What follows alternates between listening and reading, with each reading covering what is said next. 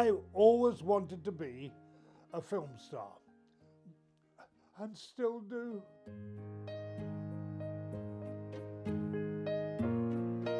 I've known you over 40 years, and I just want to, you've got a wonderful mind for recollection. I wasn't born in the 30s, and that's when you were a child, of course, growing up. Tell us a bit about your early years. I was born in Farnham in Surrey because my father was in the army and stationed at Aldershot, and married my mother down there, and I was conceived down there, but at the age of 3 or 4 weeks my father finished his time and came up to Leicestershire to the headquarters to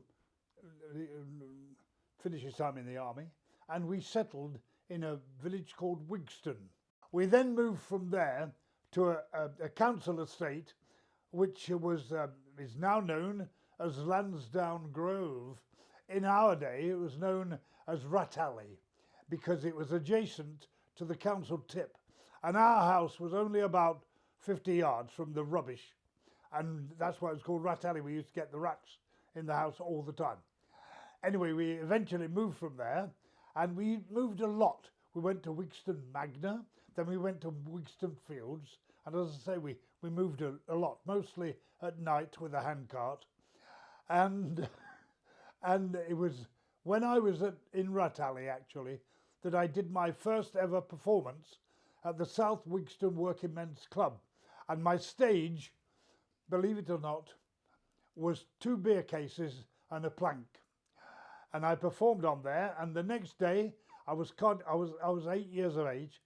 I was carted off to the a place because I had scarlet fever, which was very infectious, and I was in there, and nobody was allowed, apart from the nurses, to come and see me. My parents couldn't come; they could only speak to me through the glass.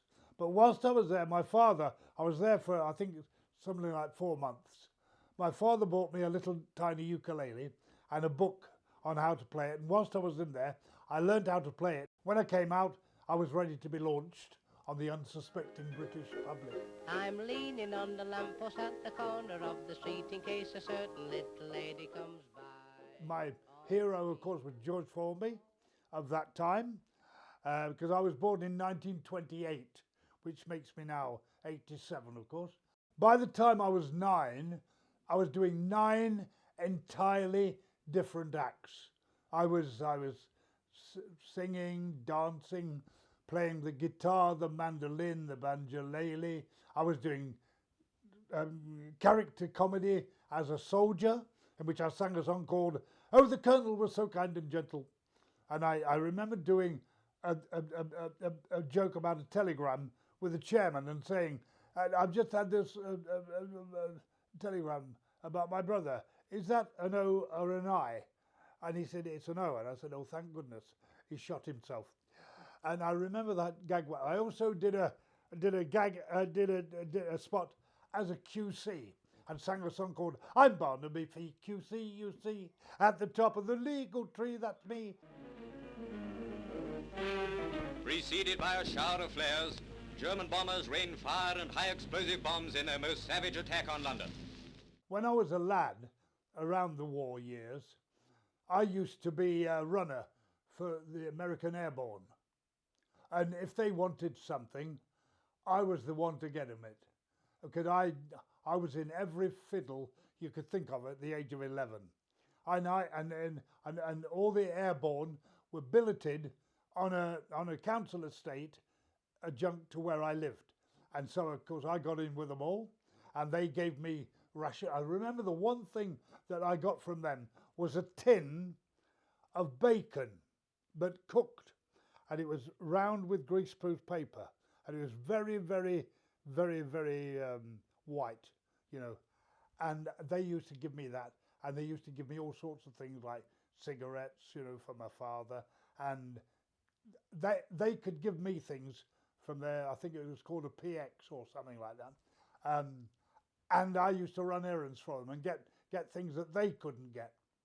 That's what I spent my war years doing. Have you considered how much money you spend on entertainments when you go on holiday? Concert parties, theatres, dances and shows, well, they soon run away with your money. But at Butlins, all these things are free, and you'll find a much greater choice than at most seaside resorts. My first ever professional engagement was Butlin, not as a redcoat though, as a member of the review company. That is when I met up with Terry Scott, because I was with the same agent, the Richard Stone organisation, which I still am, after, you know, from 51. And we went to Butlins Skegness first, and the second year we went to Butlins Filey, and after that we did Piccadilly Hayride on tour, the same company, and then eventually I was sent down for an audition to the Windmill from Leicester, and I went down there and stood in a queue on the metal staircase at the Windmill, and I did my thing, and I got into it about 10 seconds, and Van Damme from the depths of the auditorium said, "Thank you," and I said, he said, "Thank you," and I left. And then for some reason I was doing a cabaret at the Dorchester, and Ken Bandy, who was the publicity man there, said to me, "You ought to do an audition at the Windmill." I said, "I've done one." And he said, "Well, I think you should do one now." And I said, "All right." So he fixed me one. It was a special one, but I still had to stand in the queue on the staircase with about 100 comics. And I got to the top, and the lady in charge there was a lady named Anne Mattel, and there was a bloke who got a drum kit and instruments, and he was in funny get-up, and he was setting it all up, and it was taking a long time. So Anne Mattel said, "Can anybody go on while we're waiting?" And I said, "Yeah, I can." And I still got my overcoat on, and I actually used the line that Ken Goodwin, I think, used afterwards. I actually went on and said, "Good morning, Mr. Van Damme. I won't take my coat off because I've been before." And he laughed. And I said, "Actually, this got nothing to do with me." I said, he obviously hadn't been before. He wouldn't bother, would he, sir?" And he starts laughing because I'm not doing. And he said, "Yeah, can you start next week?" And I said, "This isn't my act, Mr. Van Damme. I play the guitar and do He said, "Yes, I remember that. It was rubbish. But if you can do this, you can come." I found a way of talking to some non-existent person off stage. So I would do a joke, and of course it would die, because they all died. And I would do lines like, "Are you sure Bob Hope started like this?" And I used to say things like, you better start the engine. I don't think I'll be long. And I'm doing all these lines Mr. Van Damme thought were wonderful. And in fact, he asked me to stay on another year, and I said I wouldn't do it under 100 because I was only getting, I think it was 50 or 40, something like that. And he said, "I'll pay you 100. And that made me the highest paid comic who ever played the Windmill. Because Arthur English was second, and he only got 75. Now, when we went to television, the BBC, Duncan Wood was the producer. He wanted us to do like a line of girls and a crossover joke, and then a juggler, then a sketch, then a line of girls. Everybody was doing that, and I said I didn't want to do that. I wanted to do a storyline. So Terry, strangely enough, didn't want to do that. But we finished up doing a storyline with us both sat in armchairs at the front, him wearing a dressing gown as the actor of the two, straight man in fact, and me in my sweaters, which created something brand new because nobody had ever done it before. And he used to say, "We're going to do a show this week about Sherlock Holmes, or the Wild West, or the First World War, or ballet." And I remember the joke we did about ballet when he said, "We're going to do a show about the ballet." I said, "The ballet?" He said, "Don't you like the ballet?" I said, "All those people going around on the tiptoes, why don't they get taller people in the first place?" And that was one of the jokes. And when we did the First World War, I remember he said to me, as a young lieutenant, silly lieutenant, he was the commanding officer. He said, "Are the men, Maynard, are the men mustered?" I said, I don't know, sir, but I'm pretty hot stuff. Ha ha ha ha. And those were the sort of jokes we did. But in those days, we had to have a song.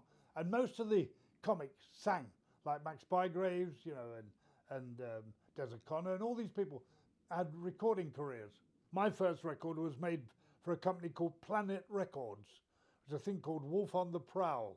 But then I recorded for Decca, when there's still records about being sold, where I did Hey Lily Lily Low. Hey Lily Lily Lily, hey Lily Lily Low, hey Lily Lily Lily, hey Lily Lily Low. Then I recorded for EMI, and I've done several records for them. I also, in between those times, I made a record for, I can't remember, it must have been Decca, of I'm not a pheasant plucker, I'm a pheasant plucker's son, which I did in one take. And do you know how I did it in one take? In my head, I spelled pheasant with an F, and it wasn't any problem. I'm not a pheasant plucker, I'm a pheasant plucker's son, and I'm sitting plucking pheasants till the pheasant plucker comes. In those days, I couldn't go anywhere. I couldn't go into a pub or anything like that. I'd get ravaged. I mean, my son, I don't know if he's told you, he was in the car when he was about 7 with his sister who was about 5 or 6, and with their mother, and 300 plus young ladies attacked me trying to get bits of my clothing and bits of my hair, which I had then. And I was in, it hadn't been for the security men rushing up and, you know, knocking a few of them out, they'd probably killed me, because they really were, you know, onto me. And I had a hat on, so I used to wear quite funny hats. But they had bands round the inside. I had a straw one on, and the band got round my neck, and they were choking me. I mean, it was frightening. I was the sex symbol of the time. The 60s. Let's come to the 60s. The 60s, well, when I decided to go from Variety at £1,000 a week, which was a lot of money then, like 200,000 now, and I went into rep at £9. And you can't, when you're playing Schedule D, as you probably know, you pay next year for this year. And so when you go from 1,000 a week to £9 a week, it doesn't really work out, especially if they're taking about 98 pence in the pound tax. So you're left with tuppence. And I owed the Inland Revenue, so they took my house. Well, they didn't take, I sold it to pay them off. My house went, my 3 cars, I had a 104 Austin Healey, a Studebaker Commander, and my late wife's car. They all went. Everything in the house went, and we left Hampshire, where we'd gone to live, down near where I was born. So I went completely skint, and I was at the Nottingham Playhouse at the time, earning very little, a bit more than £9. I think it was up to about 25 then. And I was having to play the working men's clubs at the weekend. In fact, one day at Nottingham, because I did cabarets as well, to pay the Inland Revenue back. I never went bankrupt, but one day I did, from 10 till 1, I rehearsed The Mayor of Zalamea, which was the first translation, El Alcalde de Zalamea, which was written by Calderón de la Barca, the Spanish Shakespeare. I did that, and Ian McKellen had just come down, and we shared a dressing room, and you know, he's always been very supportive, lovely, lovely man. And then from 2 till 4, I played Bottom in A Midsummer Night's Dream for a school's matinee. From 7:30, I think it was, until about 10, I played Fred Midway in Semi-Detached, which is longer than Hamlet. After that, I got in a car and went to Leeds, where I did an hour's cabaret at the Chinchilla Club. That was my day, that day. I said to Richard Stone, get me every film you can get me, because it's the only way I'm going to pay off this tax loss. And I've done some dreadful films, purely for the money. I'll do my best. Abracadabra. It's not worked. Here, cover it in curry powder. They won't know the difference. The greatest thing, I think, that happened to me, which changed my entire being was during my period when I was skint. I used to go to London on the train because I was in the Palladium pantomime because I hadn't got a car, and for some reason I was sent in the direction of Smith's bookstall, and there I picked up a 50p copy of a book called The Power of Positive Thinking by a man named Dr. Norman Vincent Peale, who's a doctor of divinity. So of course it was a theological book, religious, but I read at the back of the book there are certain practical lines you could follow, and one of them was to do something you feared to do each day, and then do 2 things you feared to do each day, no matter how small, then 3 things, then 4 things, 5 things. By the end of the month, you fear very little. So now I don't even fear death. This is Granada, broadcasting to the northwest of England and the Isle of Man from the Winter Hill and associated transmitters of the Independent Broadcasting Authority. And right out of the blue, Granada offered me a thing called The Life of Riley, which was a sitcom by Harry Kershaw, who wrote Coronation Street in those days. And I took it. And the first week, it knocked the Quatermass Experiment off the #1 slot for 16 weeks. And mine went to #1. After that, they gave me This Is Your Life. But then a new head of comedy came into Granada, and he took all the programmes off that he didn't conceive, including mine, which was #1. He did ask me later on to redo it, and of course I refused. I'd been trying to get a thing done that I'd conceived with no name, all about my village where I lived in Leicestershire, in Sapcote, and I'd given it to Duncan Wood, because Duncan had always been a pal of mine from the 50s. Eventually I rang him up, I said, "Are you ever going to do anything about this programme I've given you?" And he said, "Hang on, I'm going to leave the BBC and I'm going to join Yorkshire, and it will be my first show for Yorkshire." But Roy Clark named it Oh No, It's Selwyn Froggatt. See, so thank God Roy got a few quid for that, because it was used for years. And of course it became #1. It was said, they played it about 2 or 3 years ago, and it was said that it was watched by 29 million. Whether that's true or not, I don't know.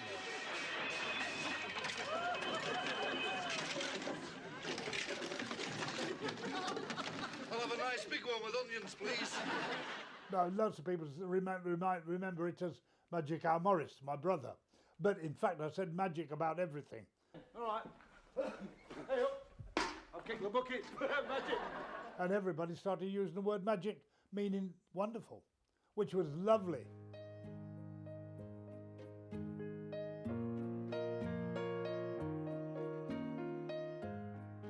The 80s was when Muriel died. She was the most incredible lady I ever met in my life. I didn't know what to do, but what I did was I decided to go on the road with a group of mates, so I'd have all my friends round me. So I did all sorts of things. I did a tour of Hobson's Choice. I did 2 years as Daddy Warbucks in Annie. I just went on the road for many years, for about 8 or 9 years. And then sitting in the house one day, I had a phone call from Stuart Doughty, who rang me up. He said, "Bill, I've been given a police series to do in Yorkshire on the moors." He said, "Not titled yet." He said, "Now, I want to explain to you, it's not the lead, because we've got 2 young people, Nick Berry and Neve Cusack, playing the 2 leads, but there's a character," he said, "and I don't see it going anywhere. But," he said, "there's a character in it who's described as a little whippet of a man. And I think he should actually be Irish. But it's a character called Greengrass, who's an old rogue. And if you can make something of Greengrass, we might be able to do a spin-off. But I'll pay you your full money, and which I found out a bit later on was 3 times more than Nick Berry as the lead was getting. And I was only going in half a day a week. I only had 5 lines in the opening episode, I think it was, and something like that. And eventually, you know what happened. I mean, look at this. Would you like me to put the wind up here? You must think I came up the river on a biscuit. If it tickled your fancy. And pigs might. When I did Greengrass, I also went in and started making records. I made a record of Heartbeat, and I also made a record of Walking the Dog. Heartbeat, why do you miss when my baby kisses me? Heartbeat, why does a love kiss stay in my memory? Riddle it and sing to me love story, and bring to me love's glory. Heartbeat, why do you miss when my baby kisses me? They put it out at 9:30 on Friday night, which for a police series, when all the men are in the pub, is not the right time. And I think they got the shock of their lives when first week it went in at network number 7, second week network number 4, and then on. And they, my God, we got a hit on our hands. And it stayed there for a very, very, very long time until Greengrass left.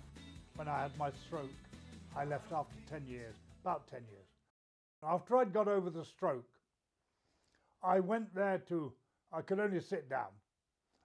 I went there to finish off the episode I was taken ill during, because I was taken ill during filming. I finished that off, and then about 6 months later, they decided to do a thing called The Royal. And Keith Richardson rang me and said, we want to do this, will you do it? Because you only have to lie in bed and be in a wheelchair. I said, of course I can. Because he knew I could perform, because I'd done the end of Greengrass. So I said, yeah.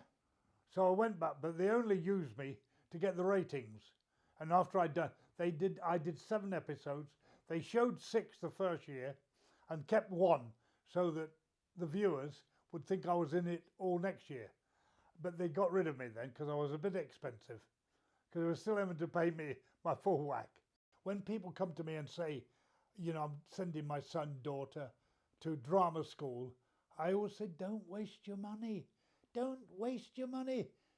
Get them to be able to go up there and do a comedy spot on just choose a character, put a few jokes in there and go on there and do it. Because you see, if a producer or a director or a casting director don't give you a job, if you're just an actor, you don't work. But in my case, I have, since I've had the stroke and everything, I've done many shows to 3,000 people, you know, mostly for charity, of course, because fortunately, I don't need the money anymore, because I don't spend anything. Virtually everything's given to me. If I want anything, I just ring somebody up and they say, oh no, it's on the house bill. Because for so long, certainly on television, I've brought joy to the British public since 1953, which now makes that, I think, like 62 years. Now, when people have done 25 years, they have on television. I had done 60 years, not a mention that I'd been on television for 60 years. When it came up, not a word. Someone came on to me who was in the Lake District and said he was very, very rich and wanted to put some money behind me and become my manager. He asked me to make a record of It's a Wonderful World, which I did. Sent it to him. He provided all the costs, and he said, I absolutely love it. Would you do another 9 and complete an album? And I said, yes. So I did another 9 with his musician and recorder, and we did it here, and it was released, and it's got a track on of You Are So Beautiful, the one by Joe Cocker, who was one of my favorite artists. You are so beautiful.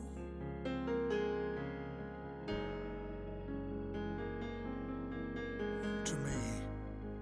I did an interview on Radio Leicester, and the manager of Radio Leicester, Liam McCarthy, rang me up and said, Bill, I like the interview so much.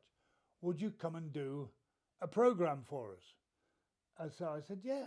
So I went and I did a 2-hour-long live program with my friend, now one of my best friends, Chris Heighton, as my producer, doing all the engineering, because I can't do that. I just do the talking, which I'm expert at. And the ratings went through the roof. And so Leo McCarthy said then initially, will you do a month? And I said, yes. And I did a month. And he said, will you stay on? And I did eventually 5 years. Now, I just want to ask you now. Well, if you don't, nobody will. I want you to tell us what happened 10 months ago and what your life has been like. One night I was here, and all of a sudden this terrible pain in my back, strangely enough. And my daughter rang the ambulance, and they came over, examined me, and with blue lights flashing, they took me to the Leicester Royal Infirmary, where there were 3 surgeons in all their green stuff waiting. They rushed me straight through to the operating theatre, put me on a scanner, and they looked at the scan and they came to me and said, it's useless trying to do anything because you won't survive it anyway and it won't do any good. And you'll probably be gone in 2 to 3 days. And do you want to die in hospital or do you want to go home? I said, I'll go home because the beds were uncomfortable anyway. And I couldn't go to the toilet like I can here because I've got a special toilet, because I've got a Big John toilet seat, which allows me to be independent, and which is wonderful, as you well know, because you've used it. And that was 11 months and 17 days ago, which is incredible. I'd been to say goodbye to all my friends, and I rung all my friends and said, I'm just letting you know, probably be gone in a couple of days. And now I feel that I've cheated everybody. I feel embarrassed living this long. I am ready to go because the doctors have told me any day, because I have had an aortic aneurysm, which usually takes you immediately, but it hasn't taken me yet. But you see, there aren't many people who are as cantankerous as I am, and I'll do anything to upset people, I'm afraid. I love the fun about life. I love it. I love making people laugh. I have lived a life that nobody could have envisioned. I've done everything in the theatre but ballet. That's about the only thing. I've even done a cod one of those. And I don't think many people will employ me. They might after seeing this. You never know. This is why I will do anything to further my cause. That is why I made the album 2 years ago. You never know. Somebody might play it when I'm dead. What a wonderful, wonderful, wonderful, wonderful world.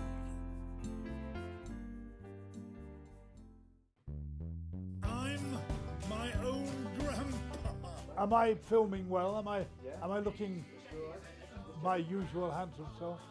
Thank you very much indeed. I'm talking to the camera lady at the moment, whose name is Kathryn, who is absolutely charming. I'm my own grandpa. Kath, who's doing camera, is the only person I know beside yourself that knows the song I Am My Own Granddad. If I remember it correctly, it's I'm my own grandpa, I'm my own grandpa. It sounds funny, I know, but it really is so. I'm my own grandpa. Many, many years ago, when I was 23, I got married to a widow who was pretty as could be. The widow had a grown-up daughter who had a red. My father fell in love with her, and soon they too were wed. Naughty, naughty, naughty, naughty, naughty, naughty, naughty. Naughty, naughty, naughty, naughty, naughty, naughty, naughty. It sounds funny, I know, but I think I'll prove that it's so.